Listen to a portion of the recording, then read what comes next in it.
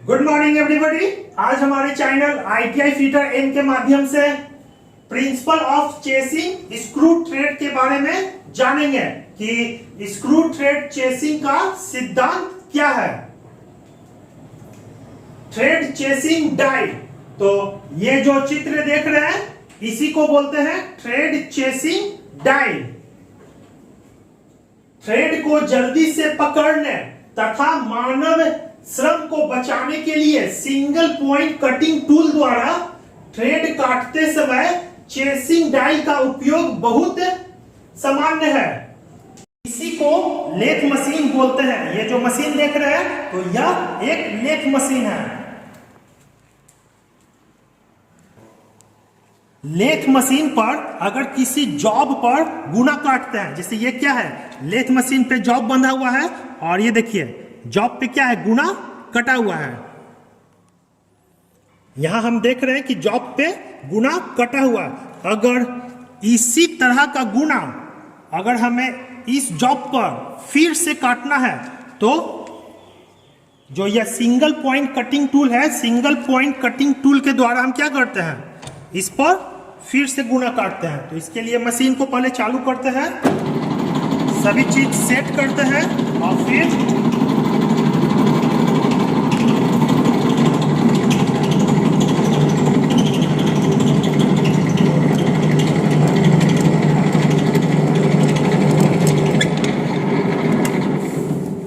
तो यहां हम देख रहे हैं कि कटिंग टूल द्वारा एक कट लग चुका है। यहां हम देख रहे हैं कि कटिंग टूल के द्वारा प्रथम कट में ये गुना कट चुका है, ठीक। और जब हम द्वितीय कट मतलब दूसरा कट कटिंग टूल के द्वारा लें तो कटिंग टूल का पॉइंट जिस लाइन पर है, जिस लाइन पे प्रथम कट कटा है उसी लाइन पे होना चाहिए। जैसे कि अगर दूसरा कट चालू करते हैं तो देखिए जो ये कटिंग टूल का पॉइंट है इसी लाइन पे टच होना चाहिए, तभी गुना फ्रेश कटेगा। अगर कटिंग टूल का पॉइंट इस लाइन पे टच नहीं होगा तो गुना क्या होगा, एक दूसरे के ऊपर चढ़ जाएगा और थ्रेड खराब बनेगा। तो अब हम कटिंग टूल के द्वारा गुना काटने के लिए द्वितीय कट देंगे, तो द्वितीय कट में भी यहां टच होना चाहिए। तो इसके लिए मशीन को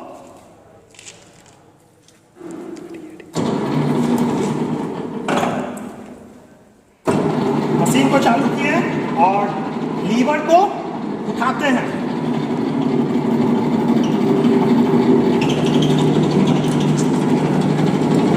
तो यहां हम देख रहे हैं कि द्वितीय कट पर भी लाइन उसी लाइन पर टच हो रहा है।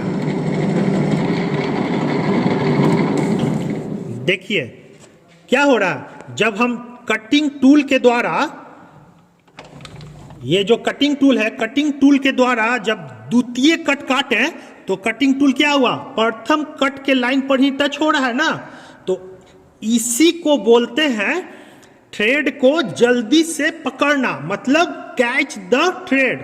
कहने का मतलब कटिंग टूल के द्वारा जब भी हम गुना काटें तो प्रत्येक कट में कटिंग टूल पहले वाला कट के लाइन में टच होना चाहिए। अगर दोनों लाइन एक दूसरे पे नहीं मिलेंगे तो कटिंग टूल मतलब कि उस पे जो गुना कटेगा वह ठीक नहीं कटेगा, एक दूसरे के ऊपर चढ़ जाएगा। तो थ्रेड को जल्दी से पकड़ना मतलब कैच द थ्रेड। फिर से बता देते हैं कि कटिंग टूल के द्वारा प्रत्येक कट में कटिंग टूल का पॉइंट उसी लाइन पे टच होना चाहिए। तो इसी को बोलते हैं कैच द थ्रेड, मतलब थ्रेड को जल्दी से पकड़ना। थ्रेड को जल्दी से पकड़ने मतलब कैच द थ्रेड तथा मानव श्रम को बचाने के लिए ये जो सिंगल पॉइंट कटिंग टूल द्वारा थ्रेड काटते समय, ये जो देख रहे हैं थ्रेड काटते समय चेसिंग डायल, ये देखिए इसी को बोलते हैं चेसिंग डायल का उपयोग सामान्य है, इसी को चेसिंग डायल बोलते हैं। थ्रेड चेसिंग डायल एक उपसाधन है। थ्रेड चेसिंग डायल एक उपसाधन है, मतलब लेथ मशीन में लगने वाला अतिरिक्त रूप में एक पार्ट है। बनावट का विवरण। चित्र में, ये जो चित्र देख रहे हैं, तो चित्र में ब्रिटिश थ्रेड चेसिंग डायल का बनावट का विवरण दिया गया है। इसमें पीतल या कांसा से बने बर्म व्हील के साथ एक वर्टिकल शाफ्ट होता है, जिसके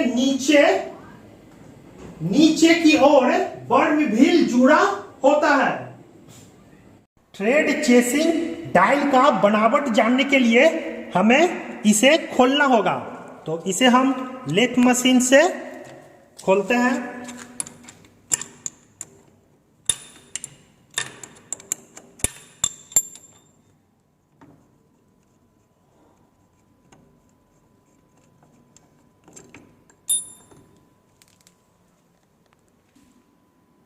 अब हम इसके सारे पार्ट्स को खोलेंगे।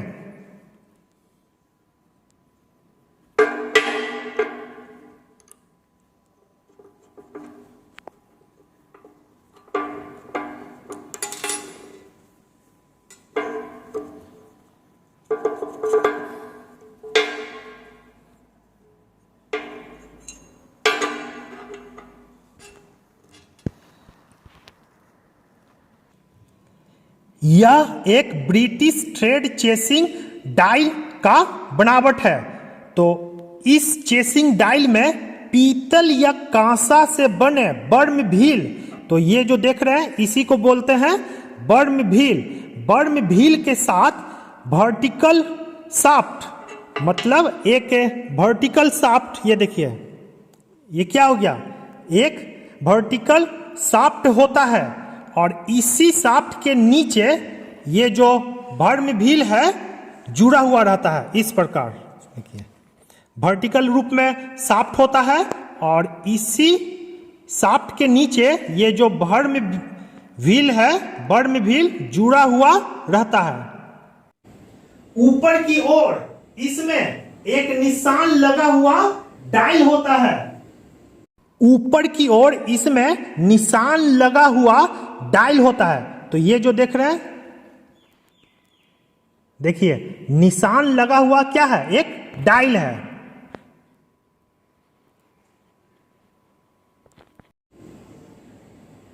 शाफ्ट एक ब्रैकेट में लगे बेरिंग, मतलब बुश बेरिंग में लगी होती है, जो कैरिज पर फिक्स होता है।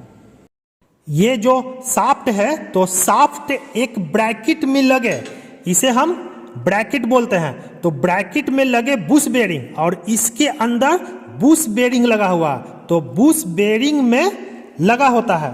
ये जो शाफ्ट है, ब्रैकेट में बुश बेरिंग जहां लगा हुआ है, उसी में यह शाफ्ट फिक्स होता है, ठीक। और ये ब्रैकेट लेथ मशीन के कैरिज पर फिक्स होता है। और ये जो ब्रैकेट है लेथ मशीन का कैरिज, तो ये देखिए ये जो भाग आगे पीछे हो रहा है, इसी को कैरिज बोलते हैं। तो कैरिज में यह ब्रैकेट सेट होता है इस प्रकार।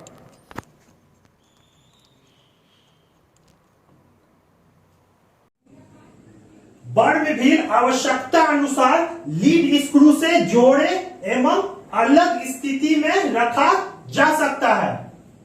बर्म व्हील, तो ये जो देख रहे हैं बर्म व्हील, तो बर्म व्हील को आवश्यकता अनुसार लीड स्क्रू, ये जो देख रहे हैं इसको बोलते हैं लीड स्क्रू। तो लीड स्क्रू से जोड़ा एवं अलग स्थिति में रखा जा सकता है, मतलब इसे हम लीड स्क्रू से क्या कर सकते हैं, जोड़ सकते हैं या अलग कर सकते हैं। जैसे यहां देखिए, अगर हम इसे कसते हैं,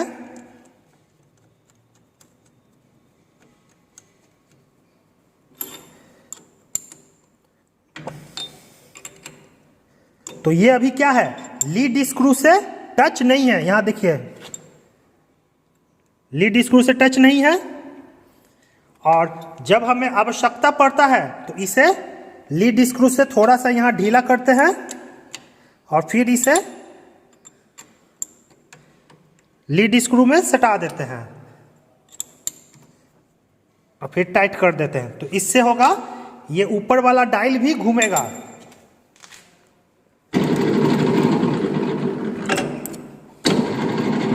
देखिए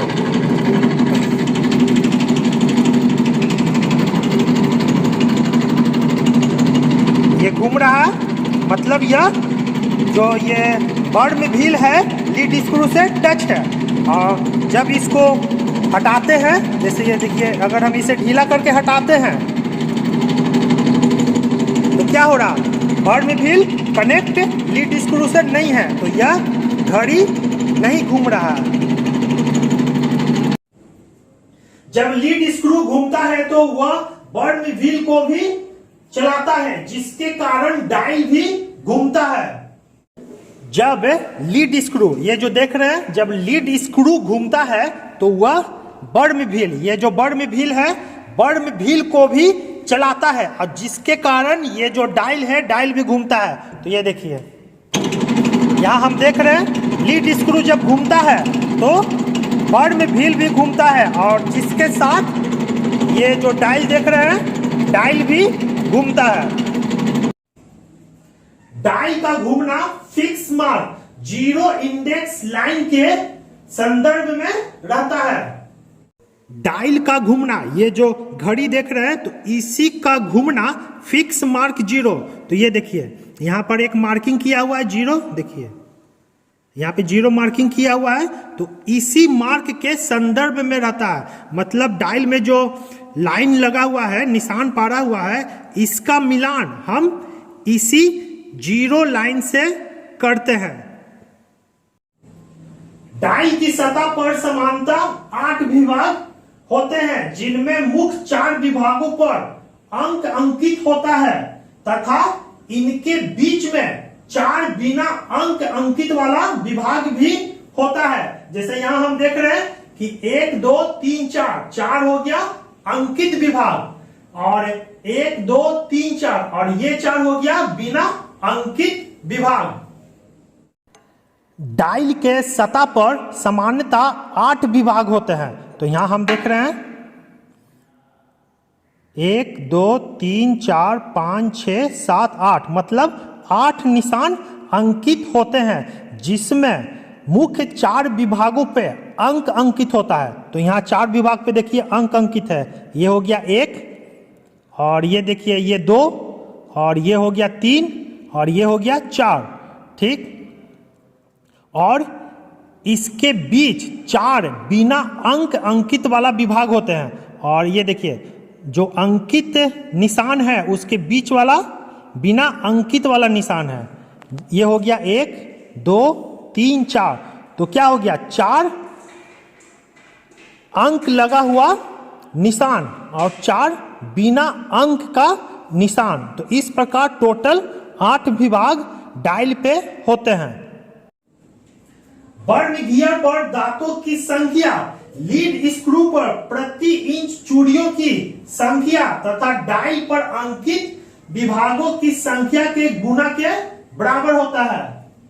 बर्न गियर पर दांतों की संख्या, ये जो बर्न गियर देख रहे हैं तो इसमें दांतों की संख्या कितना है, 16 है। जैसे 1 2 3 4 5 6 7 8 9 10 11 12 13 14 15 16, तो बर्न गियर पे दांतों की संख्या 16 है। और लीड स्क्रू पर प्रति इंच दांतों की संख्या, तो यहां हम देख रहे हैं यह हो गया लीड स्क्रू। तो लीड स्क्रू पर 1 इंच में दांतों की संख्या कितना है, जैसे हम यहाँ स्केल में देख रहे हैं 1 इंच, ये देखिए ये हो गया 4 और ये हो गया 5, ये दूरी कितना हो गया 1 इंच। अब 1 इंच में दांतों की संख्या देखिए कितना आ रहा है, यहाँ ये हो गया 1 दांता 2 दांता 3 दांता 4 दांता। तो लीड स्क्रू पे दांतों की संख्या कितना हो गया, 1 इंच में 4 चूड़ी।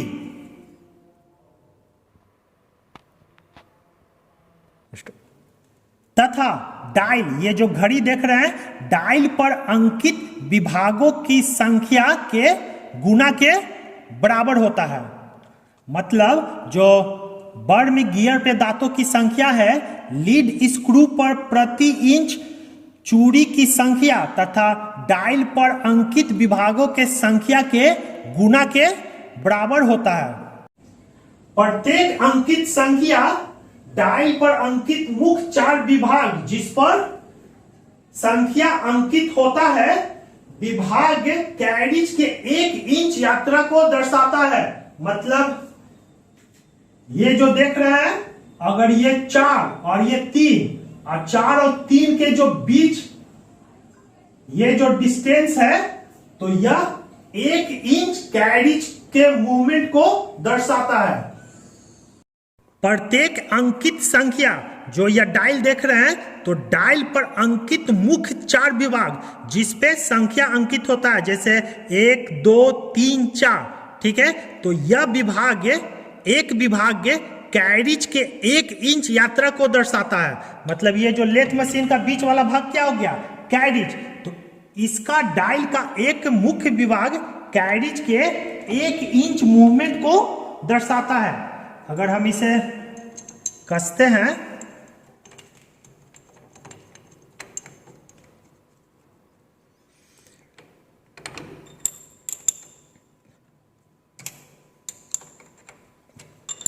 तो ये देखिए, यहां देख रहे हैं, यहां 1 है और यहां 2 है। अगर 1 के जगह देखिए 1 के बाद कितना आ रहा है, 2 आ रहा है, तो यह 1 इंच कैरिज के मूवमेंट को शो करेगा। अगर डायल का एक भाग अगर 1 से 2 तक अगर यह घूमता है तो यह बीच वाला जो कैरिज है तो वह 1 इंच मूवमेंट को शो करेगा। इसमें माना वर्म व्हील में 16 दांतें हैं तथा लीड स्क्रू पर 4 थ्रेड पर इंच है, तब डायल पर अंकित निशान संख्या में तथा बिना संख्या अंकित निशान 4 होंगे। अगर वर्म व्हील जो यह देख रहे हैं वर्म व्हील, अगर वर्म व्हील में 16 दांतें हैं तथा लीड स्क्रू में, ये जो लीड स्क्रू है, लीड स्क्रू में 4 थ्रेड पर इंच है, मतलब 1 इंच में 4 गुना है, तब डायल पर, ये जो डायल देख रहे हैं, डायल पर अंकित निशान संख्या में तथा बिना संख्या में अंकित निशान 4 होंगे। कहने का मतलब ये देखिए, इसमें 4 हो गया मेन डिवीजन जिस पर अंक अंकित है 1 2 3 4, और 4 दूसरा डिवीजन हो गया जिस पे को किसी भी प्रकार का अंक अंकित नहीं है, तो उसका संख्या कितना हो गया 4, 1 2 3 4, मतलब 4 अंकित निशान अंक के साथ और 4 बिना अंक के साथ अंकित निशान डायल पे होते हैं। हाफ नट निशान लगे डायल के एक चक्कर के लिए 8 बार जोड़ा जा सकता है। इसी को हाफ नट बोलते हैं। ये जो देख रहे हैं, देखिए यह एक नट की आकृति का है और उसे 2 टुकड़ा में किया हुआ है, और ये जो लीवर है, लीवर को अप एंड डाउन करते हैं तो क्या होता है, ये जो हाफ नट है ये लीड स्क्रू को पकड़ लेता है। ठीक है, लीवर को अगर हम ऊपर कर रहे हैं तो यह पकड़ा हुआ है, अगर हम लीवर को नीचे करते हैं तो क्या हुआ, यह लीड स्क्रू को छोड़ देता है। ये जो हाफ नट है तो हाफ नट निशान लगे डायल, तो यहां हम पर देख रहे हैं निशान लगे डायल के एक चक्कर के लिए 8 बार जोड़ा जा सकता है। ये जो एक है तो एक जब 0 लाइन से मिलता है तो ये देखिए एक बार में क्या हो गया, हाफ नट इंगेज हो गया, और जब हम लीवर को गिराते हैं और फिर देखिए एक के बाद ये दूसरा लाइन में क्या हो रहा है, देखिए लॉक हो रहा है, फिर इसी तरह तीसरा, यह तीसरा हो गया, और इसी प्रकार ये हो गया चौथा, ठीक, और इसी प्रकार ये हो गया 5वां लाइन, ठीक, इसी प्रकार ये 6ठा, और इसी प्रकार ये हो गया 7वां, और इसी प्रकार ये हो गया 8वां, तो यही चीज बोला जा रहा है, जो हाफ नट है, इस यहां पे जो हाफ नट है, तो हाफ नट निशान लगे डायल को एक चक्कर के लिए 8 बार जोड़ सकता है। कैरिज के गति डायल के एक संपूर्ण चक्कर मतलब 16 दांते के लिए 4 इंच होगा। जो कैरिज है, लेथ मशीन का बीच वाला भाग जो दाएं बाएं होता है, इसे हम कैरिज बोलते हैं। तो कैरिज का गति डायल, जो यह डायल देख रहे हैं, तो डायल के एक संपूर्ण चक्कर के लिए कैरिज का गति 4 इंच होगा। जैसे अगर हम यहां देख रहे हैं, अगर यहां एक पे क्या देख रहे हैं, देखिए यहां हम देख रहे हैं कि यह मिल रहा है, और फिर हम इसे अगर हम घुमाते हैं और यहां भी हम निशान दे देते हैं, ये निशान दे दिए, तो डायल को अब एक चक्कर घुमाइए, तो देखिए डायल को क्या हुआ, एक चक्कर घुमाए तो कैरिज कितना आगे बढ़ा, इतना आगे बढ़ा, तो यहां पर भी हम निशान देते हैं। और अगर इसे हम देखिए, तो अगर हम इसे नापते हैं,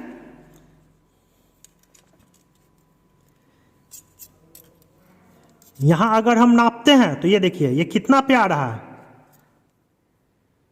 4 इंच पे, ठीक है। तो यही चीज बोला जा रहा है कि जब यह डायल एक राउंड घूमता है तो ये जो कैरिज है 4 इंच का मूवमेंट करता है। डायल पर चूंकि कुल 8 निशान होते हैं, अतः प्रत्येक निशान कैरिज के हाफ इंच गति को दर्शाता है। डायल पर चूंकि 8 निशान होते हैं, तो यहां हम देख रहे हैं कि 8 निशान है, 1 2 3 4 5 6 7 8 निशान होते हैं, ठीक। तो अतः प्रत्येक निशान कैरिज के हाफ इंच गति को दर्शाता है।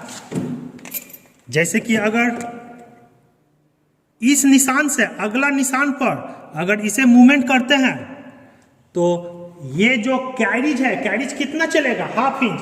देखिए यहां हम एक निशान दे दिए, और फिर जो यह डायल है, डायल को यहां से यहां हम घुमाते हैं। देखिए अगर हम घुमाते हैं, अगला निशान पे गया, तो ये जो कैरिज है, कैरिज आगे बढ़ा। अगर हम इस यहां पर भी निशान दे दिए, और अगर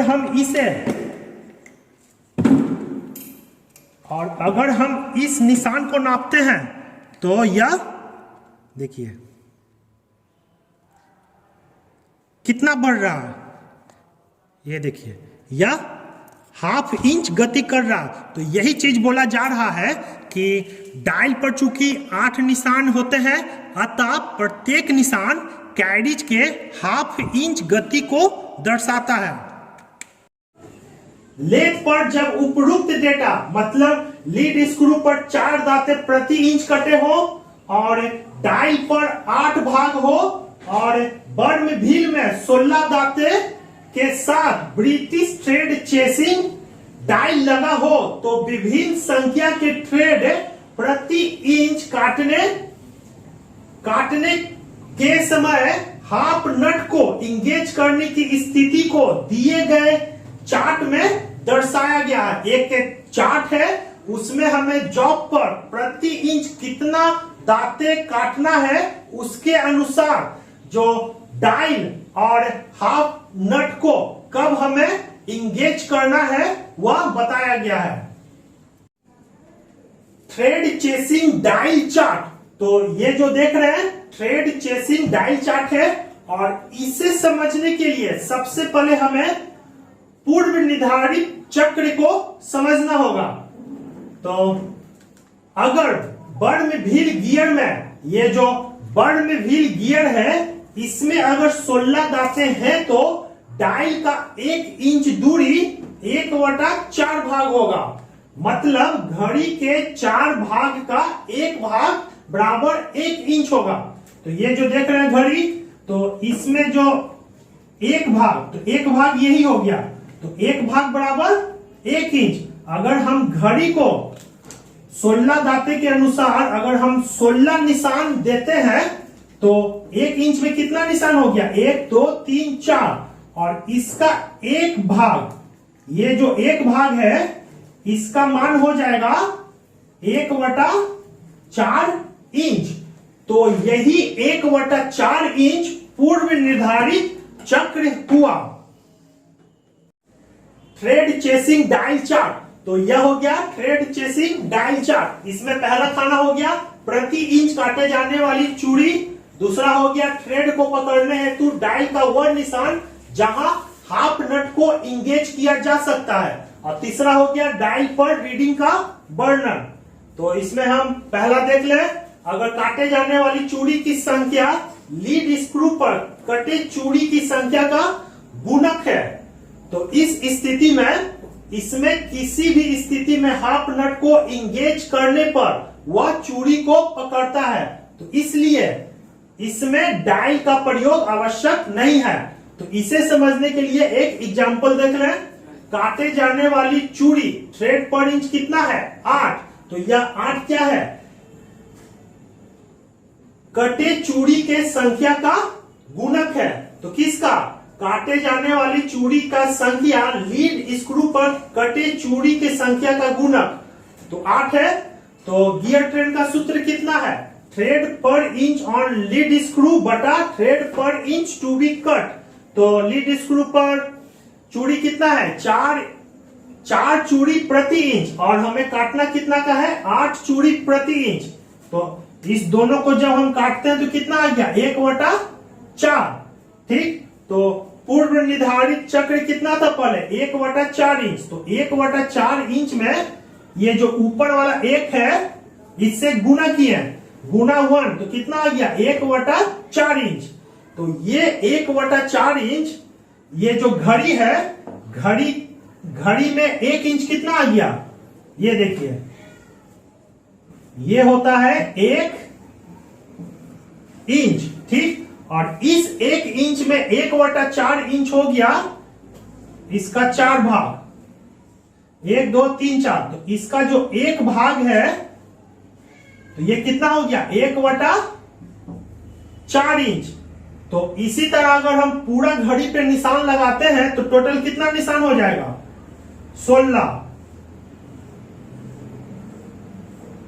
16 निशान। तो इसीलिए हाफ नट का इंगेजमेंट किसी भी स्थिति में इंगेज किया जा सकता है, 16 स्थितियों में। तो इसीलिए इसमें डायल का प्रयोग की आवश्यकता नहीं होती है। अगर काटे जाने वाली चूड़ी की संख्या लीड स्क्रू पर, ये जो लीड स्क्रू देख रहे हैं, लीड स्क्रू पर प्रति इंच कटी चूड़ी की संख्या का गुणक है। जैसे लीड स्क्रू पर कितना चूड़ी कटा हुआ, 1 इंच में 4 चूड़ी, और ये जो जॉब देख रहे हैं, इस जॉब पे अगर हमें 8 चूड़ी प्रति इंच काटना है तो क्या हो गया, दोनों गुणक हो गया ना, इस पे 4 है और इस पे जॉब पे कितना काटना है, 8। तो ऐसी स्थिति में ये जो डायल देख रहे हैं, तो ऐसी स्थिति में डायल पर 16 निशान लगाकर हम किसी भी एक स्थिति में ये जो हाफ नट है, हाफ नट को जोड़ सकते हैं। तो यहाँ अभी कितना निशान है, 8। तो अगर हम एक एक निशान बीच में और देते हैं तो टोटल कितना निशान हो गया, 16 निशान। ये 16 निशान हो गया। यहां हम देख रहे हैं कि डायल पर कितना निशान है, 16 निशान है, और ये जो जॉब है, जॉब पे हमें चूड़ी कितना का काटना है, 1 इंच में 8 चूड़ी इस जॉब पे काटना है। तो इस स्थिति में ये जो 16 निशान है, तो 16 निशान में कोई भी निशान जो ऊपर वाला 0 निशान से हमें मिलान करना होता है, किसी भी 16 निशान से मिलान कर सकते हैं। जैसे कि यहां हम देख रहे हैं कि क्या हो रहा है, घूम रहा है। तो अगर कोई भी निशान ऊपर वाला निशान पे मैच हो रहा है तो उसे मिलाइए। देखिए यहाँ क्या हो रहा है, मैच हो गया, और फिर यहाँ देखिए गुना कट रहा है।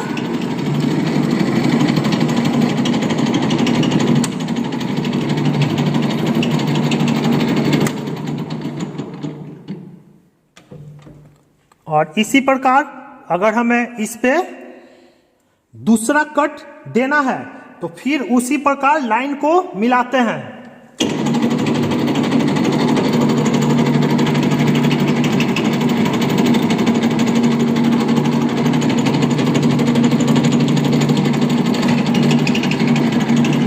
यहां देखिए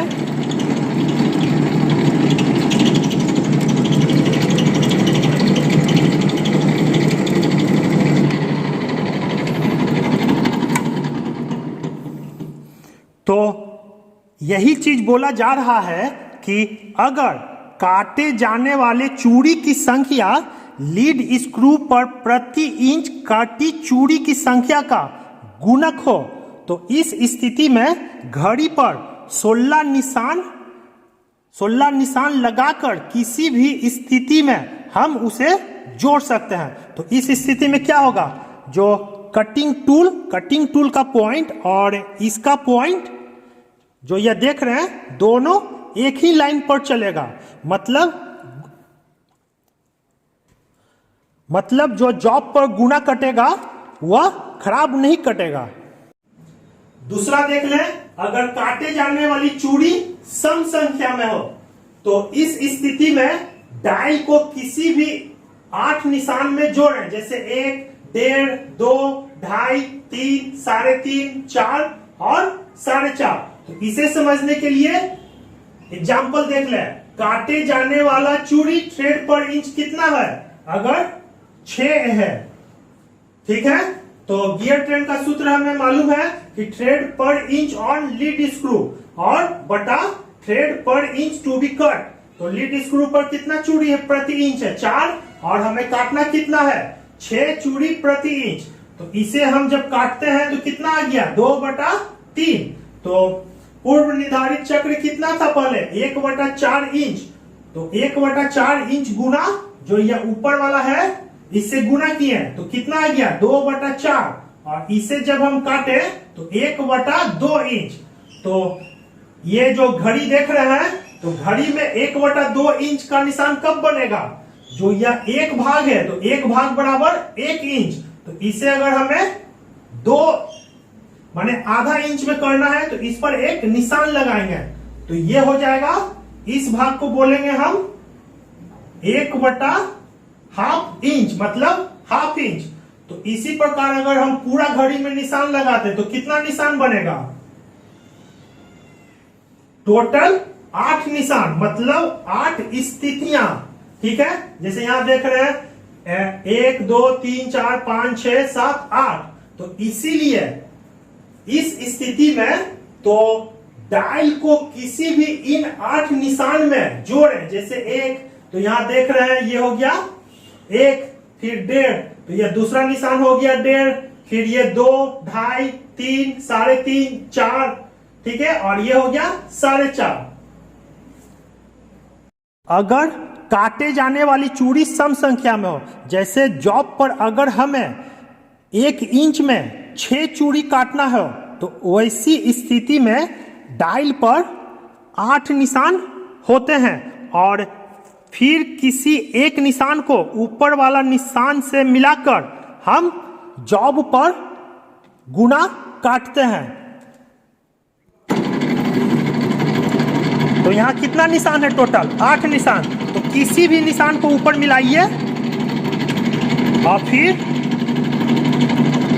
ये देखिए क्या हो रहा है, जॉब पे गुना कट रहा है। तीसरा, अगर काटे जाने वाली चूड़ी की संख्या विषम हो तो इस स्थिति में कोई भी मुख्य भाग से जोड़ें, जैसे 1 2 3 4 या बिना निशान वाला 1 2 3 4। तो इसे समझने के लिए एक एग्जांपल देख ले। काटे जाने वाला चूड़ी थ्रेड पर इंच कितना है 5। तो गियर ट्रेन का सूत्र थ्रेड पर इंच ऑन लीड स्क्रू बटा थ्रेड पर इंच टू बी कट बराबर 4/5। तो पूर्व निर्धारित चक्र 1/4 इंच गुना ये जो 4 है इससे हम गुना किए तो 4/4 बराबर 1 इंच। तो ये जो घड़ी है तो घड़ी का 1 इंच कब बनता है, ये इसको बोलते हैं हम 1 इंच। तो इसी प्रकार अगर हम घड़ी पे निशान लगाते हैं तो कितना निशान बन जाएगा 1 इंच का? 4 निशान। एक हो गया ये, 2 3 4, मतलब 1 2 3 और ये 4 निशान। तो यही चीज बोला जा रहा है कि घड़ी में 4 निशान लगाकर किसी भी स्थिति में हम जोड़ सकते हैं। तो इसीलिए कोई भी मुख्य भाग से जोड़ें, जैसे 1 2 3 या 4। अगर जॉब पर काटे जाने वाली चूड़ी की संख्या विषम हो, जैसे इस जॉब पर अगर हमें 5 चूड़ी प्रति इंच काटना हो, तो वैसी स्थिति में डायल, जो यह डायल देख रहे हैं, तो डायल पर 4 मेन निशान, मतलब यहां पर देख रहे हैं अंकित निशान जो है 1 2 3 4, ठीक है। और इसी चारों में से किसी एक निशान को ऊपर वाला लाइन से मिलाकर हम जॉब पर 5 चूड़ी प्रति इंच काट सकते हैं। जैसे यहां देखिए,